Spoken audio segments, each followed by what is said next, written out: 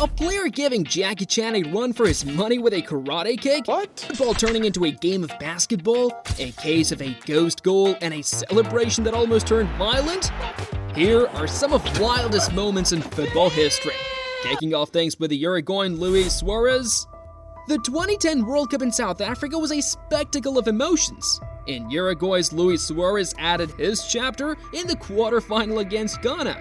With the score tied at 1-1 in extra time, he pulled off a move that not even Jackie Chan could replicate. With the ball heading for the net, Suarez decided to give it a hand, literally. The red card was his ticket out of the game. Sacrifice or scandal, it's a thin line that makes this moment both captivating and controversial. The ultimate twist came in the penalty shootout, where Uruguay held their nerve, securing their place in the semi-finals. Talk about a hand of fate. From the passionate arenas of international football, we move to Bundesliga, where Bayer Leverkusen faced Hoffenheim. In the 70th minute, Stefan Kiessling's header went wide, or so it seemed. The ball found a secret passage through the net, leaving everyone scratching their heads. I guess even footballs need GPS these days. Referee Felix Bridge awarded the goal, creating a bizarre narrative that challenged the very essence of the game. Kiessling, initially distraught at missing the opportunity, had inadvertently become the protagonist of a goal that defied the laws of physics. It's a moment that raises questions about the reliability of technology in the beautiful game. Now, let's step into the time machine and revisit Eric Cantona's Kung Fu Kick extravaganza. Crystal Palace's Richard Shaw became the unwilling participant in Cantona's impromptu martial arts class. We rewind to a frosty night at Selhurst Park in 1995. Manchester United's Eric Cantona, a player known for his flair on the pitch, found himself in the midst of an unprecedented off-field incident. Shown a red card for kicking Crystal Palace's Richard Shaw, Cantona exited the field with a storm brewing. As he made his way towards the tunnel, a Crystal Palace fan hurled abuse at the Frenchman. Instead of a Gallic shrug, Cantona responded with a Kung Fu kick and a flurry of punches. Move over, Bruce Lee!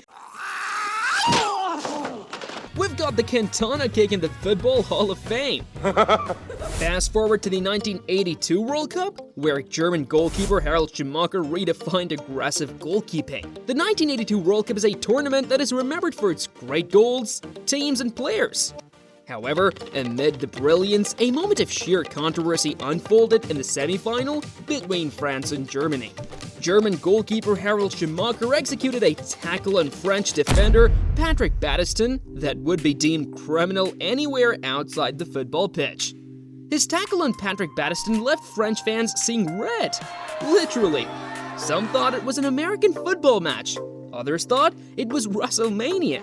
Watch out, watch out, watch out, watch out! Speaking of red, Zidane took it to the next level with his headbutt in the 2006 World Cup final. As our journey continues, we arrive at the 2006 World Cup in Germany. Zidane, the maestro of French football, had already cemented his legacy with a legendary performance throughout the tournament. His early penalty in the final gave France the lead before Italy's Marco Materazzi equalized. With the game in extra time and tension mounting, Zidane, the country's greatest player, erupted in a moment that defined both the World Cup and his career. The headbutt on Materazzi became the lasting image of the tournament, a surreal twist in the tale of a player who had carried his team to the final. Marco Materazzi probably never expected a head massage from Zidane, but hey, it's the thought that counts, right? Adebayor, the master of theatrics, when it comes to celebrating, he took it up a notch against Arsenal. Sliding on his knees, arms outstretched, it was like a scene from a dramatic movie. Someone get this man an Oscar. In a wild display of emotion, Emmanuel Adebayor's celebration against Arsenal was nothing short of theatrical madness. The former gunner turned Manchester City striker couldn't contain his pent-up feelings as he sprinted the length of the pitch to celebrate in front of the Arsenal fans. Adebayor's antics were a cocktail of triumph, revenge, and a touch of insanity. The frenzied spectacle left spectators and players alike in awe, etching an unforgettable chapter in football's history of passionate celebrations and bitter rivalries. And on a somber note, we have Andres Escobar's tragic end. Scoring an own goal led to a loss, but nothing justifies the dark turn that followed. Talk about a plot twist that nobody saw coming. Football can be a cruel scriptwriter sometimes. In 1994, Colombian player Andres Escobar scored an own goal during a match against the United States, leading to a 1-2 loss for the heavily favored Colombians and their eventual elimination from the tournament. Tragically, a few days after returning home to Colombia, Escobar was shot and killed by gangsters who had reportedly lost money gambling on Colombia in the World Cup. Escobar's murder shocked the world and did significant damage to Colombia's reputation. The incident was further examined in the 2010 soccer film The Two Escobars, shedding light on the darker side of the sport. From a sad incident into a controversial one.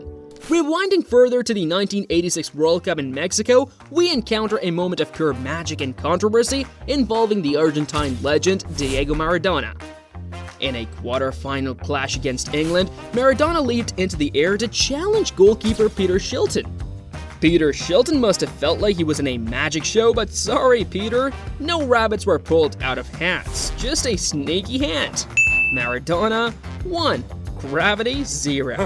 While football is all about winning, the next crazy clip on our list goes against this trend, and like Maradona, it involves using the hand. In a moment of sportsmanship rarely seen on the field, Paolo Di Canio, the football Samaritan, catching the ball instead of scoring when the goalkeeper was down. He probably thought he was in a fair play episode of football. Who knew Di Canio had a soft spot for injured goalies? Di Canio, who's known for his crazy antics on the pitch, showed that sometimes fair play is the craziest but right thing to do. But you know what is even crazier? That you've not subscribed yet! Let's stop this madness and hit that subscribe button as hard as you can, and welcome to the team.